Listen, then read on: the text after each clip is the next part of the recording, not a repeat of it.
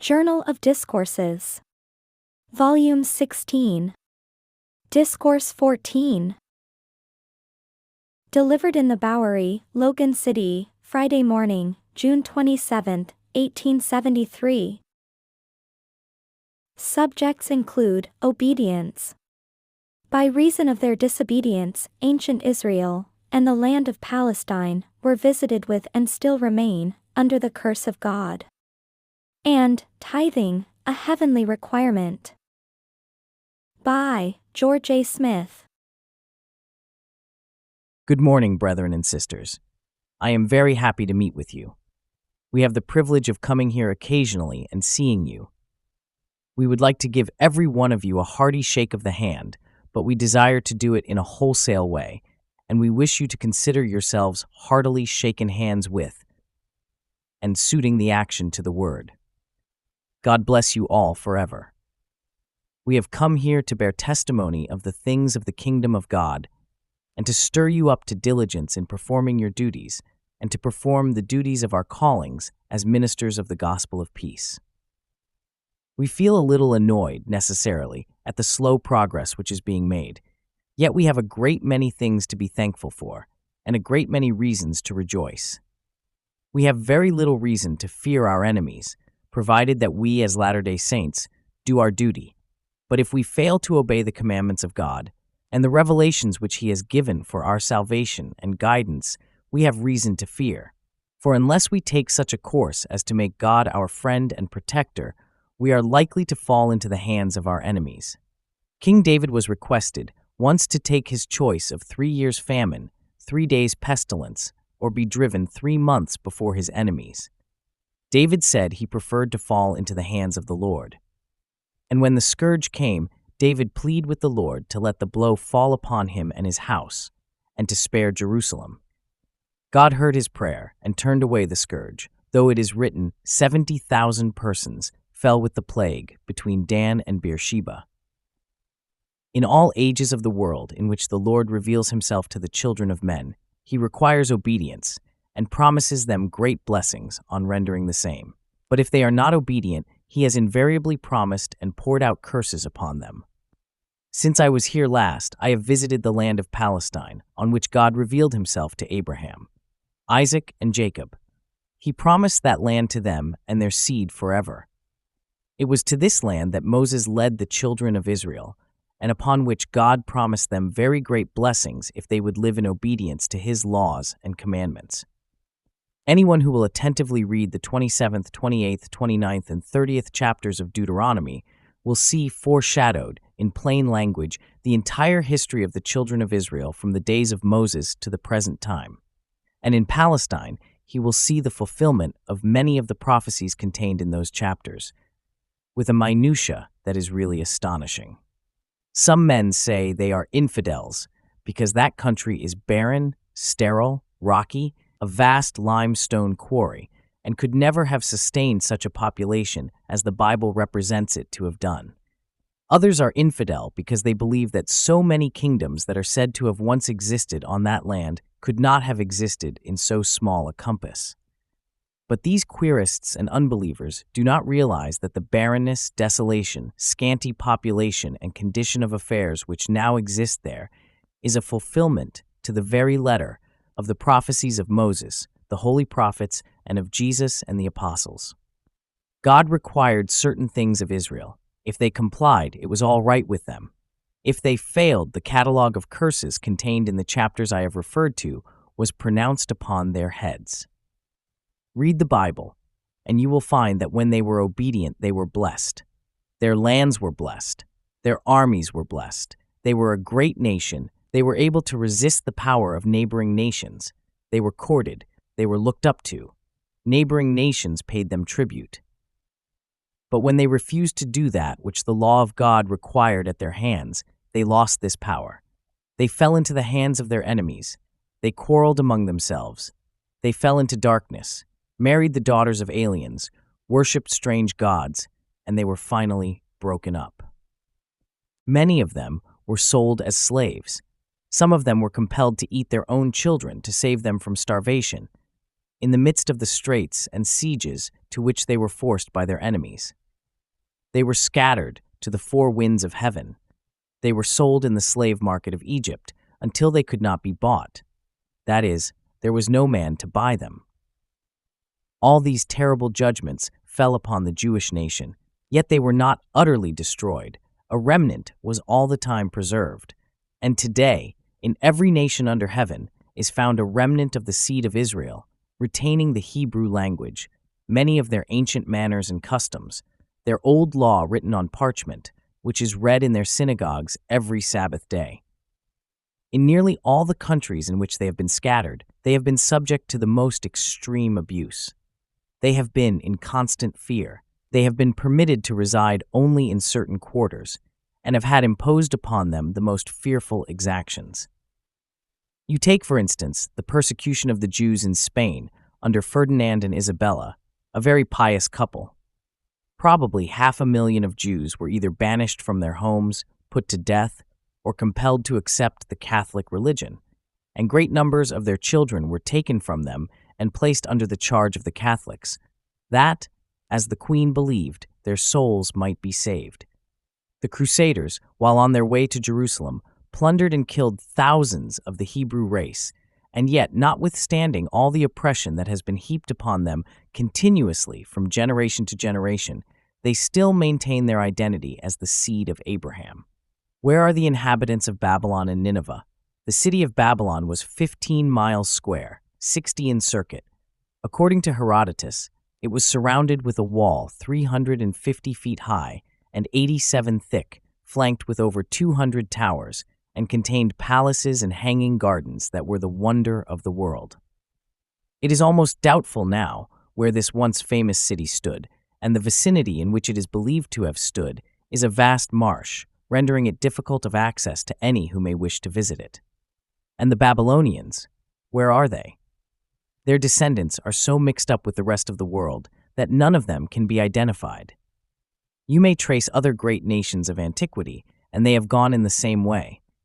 But the Jews are still a distinct race, and they are a living record of the truth of the revelations of God. There are a few thousand Jews in Jerusalem. They have synagogues, and they are permitted to go to a portion of the old wall, which they suppose to be a remnant of the outside enclosure of Solomon's temple, and wail. A great many people who visit Jerusalem go to witness their wailing. These Jews are graciously accorded the privilege by the rulers of that country, the Turks, to wail over the desolation of Israel, provided they do not make so much noise as to disturb the neighborhood. There are several other places, such as Mount Gerizim, a place in Samaria considered holy, where a small sect of the ancient Samaritans meet annually. And in Tiberium, on the Lake of Galilee, 2,000 or 3,000 Jews live. It is the Tiberias of Herod the Tetrarch. They consider that a holy place. The Jews are broken up into sects and parties, and in almost every town in Palestine, you find a few of them, oppressed, poor, and despised, there as elsewhere, living monuments of the fulfillment of prophecy. At the last General Conference of the Church, during my absence, I was elected trustee in trust. It consequently became my duty to return home and look after the interests of the Church, directing the means for the building of temples and other public works. This was certainly very unexpected to me, but the General Conference saw proper to confer this duty upon me, and as soon as I got the conference minutes at Berlin, I started for home. While I was passing through Palestine, I had some very serious reflections as to the causes which had operated to reduce the country to its present barren condition, and why the descendants of Jacob were so oppressed and, as an independent nation, blotted out. In an interview with the venerable chief rabbi, Abram Askenazi, I inquired for the 10 tribes. Said he, "We have no idea where they are, but we believe they will be found and will return and inherit their land." While traveling in Palestine, I reflected a good deal on the fate of Israel. I asked myself why they were persecuted, scattered, peeled, and hidden from the face of men, and why were the tribes of Judah and Benjamin still scattered? Some of them can go to Jerusalem occasionally and visit, but only a very few thousand live in a scattered condition in the land of their fathers, and they are in bondage under tutors, governors, and rulers, and have in reality no power of themselves. Rabbi Askenazi said they had more liberty than heretofore. The Christian powers have recently taken a course which has modified the action of the Turks toward them. They were now permitted to buy land, but they were poor and could buy but little, and he wished the Jews of all nations to contribute to enable the Jews of Jerusalem to extend the area of their possessions.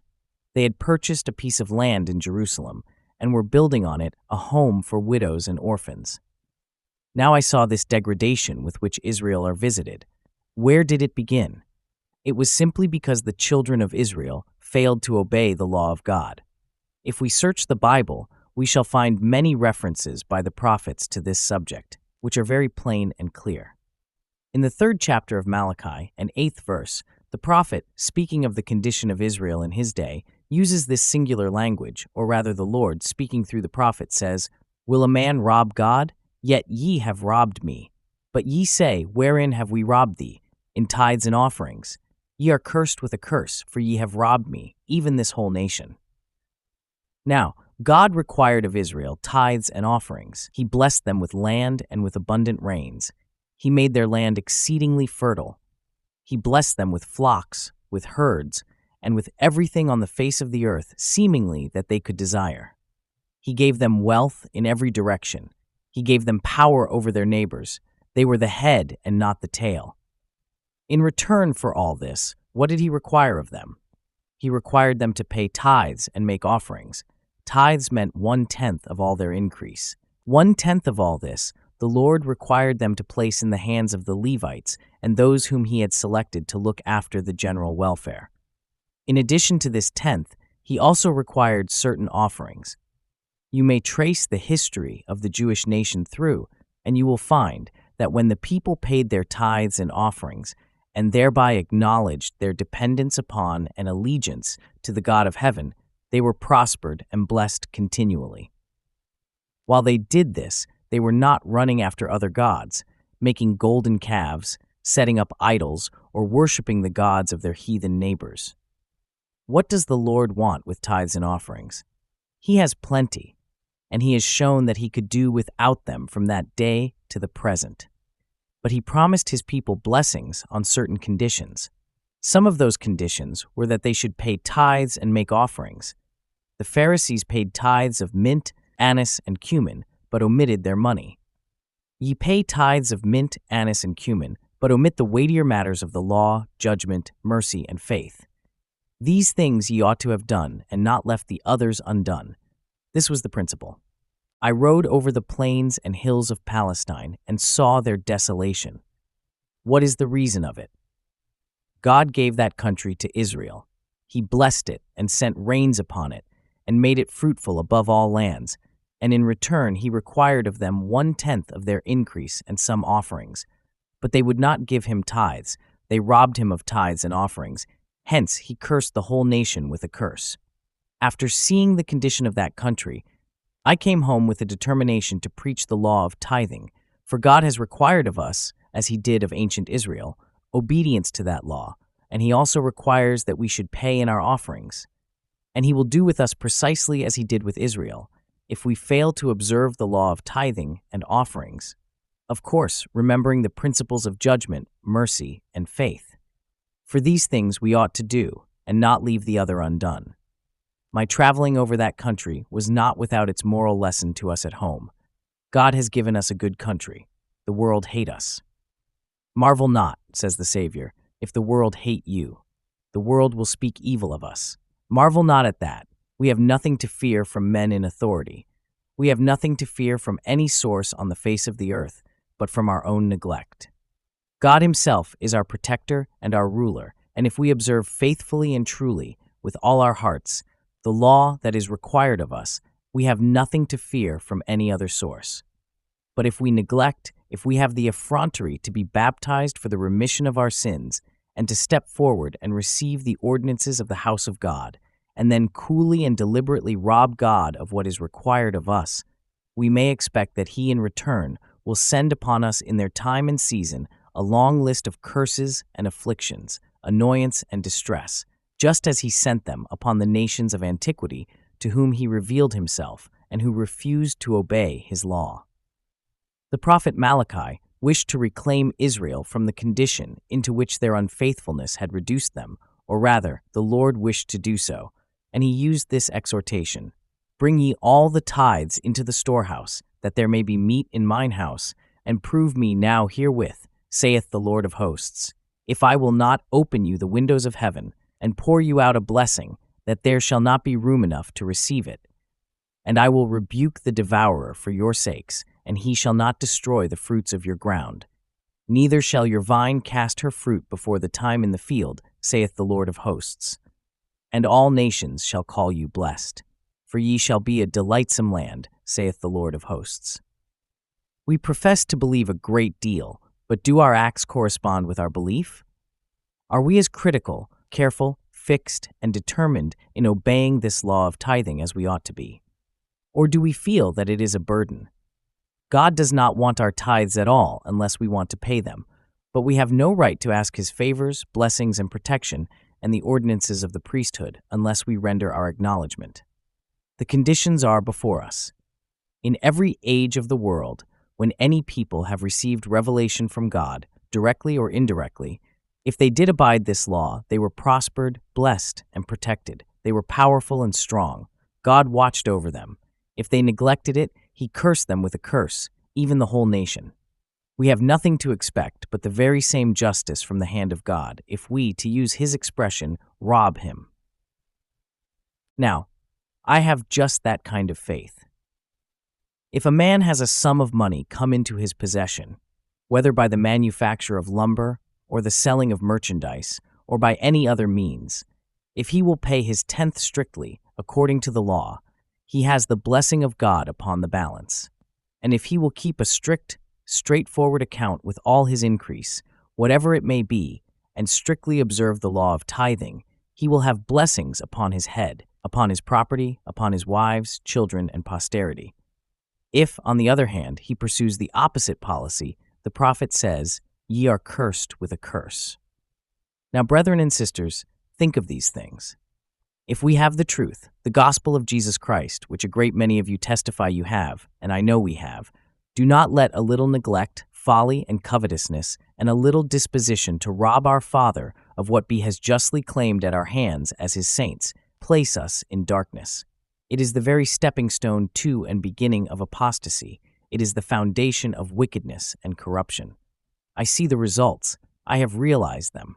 I have wandered over hills and valleys that once teemed with their millions of inhabitants, and now they are a desert. God has cursed them. He has for many generations made the rain of their land powder and dust. The sun has smitten them, and the water has dried up. Rabbi Ashkenazi told me in Jerusalem, there really was no living water. The time was when there was an abundance. They preserve it in the rainy season in tanks, but we were told that in about a month from the time we were there, they would have to purchase it.